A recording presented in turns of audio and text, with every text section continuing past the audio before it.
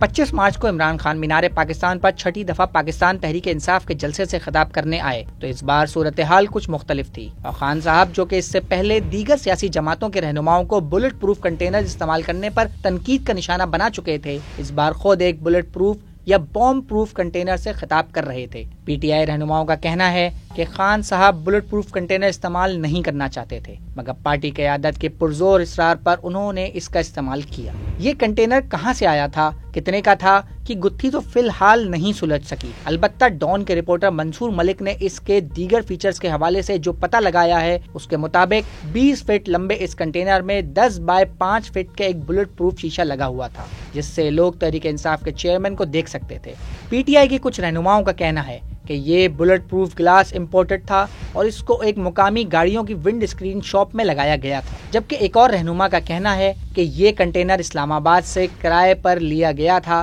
اور استعمال کے بعد واپس بھیج دیا گیا۔ ان کا کہنا تھا کہ یہ بلٹ پروف نہیں بلکہ بوم پروف کنٹینر ہے جس کا وزن 17 ٹن ہے۔ صرف شیشہ ہی نہیں، کنٹینر کی دیواروں میں بوم پروف مٹیریل کا بھی استعمال کیا گیا۔ کنٹینر کے ماتھے پر قرآنی آیات لکھی ہوئی تھی جبکہ اس کے ارد گرد پاکستان اور تحریک انصاف کے جھنڈے بنے ہوئے تھے۔ اس کے اندر ایک صوفہ، LCD، ڈائس اور ایئر کنڈیشنر کی سہولیات بھی میسر تھیں۔ عمران خان کے علاوہ ایک کیمرہ مین کی بھی اس کنٹینر میں موجودگی کا انتظام کیا گیا تھا۔ پی ٹی آئی لاہور کے صدر شیخ امتیاز محمود کا کہنا ہے کہ انہوں نے ایسے ہی ایک کنٹینر کا آرڈر دے دیا ہے جس کا استعمال Imran Khan P T I کی آنے والی الیکشن کیمپین کے دوران مختلف ریلیز میں کریں گے۔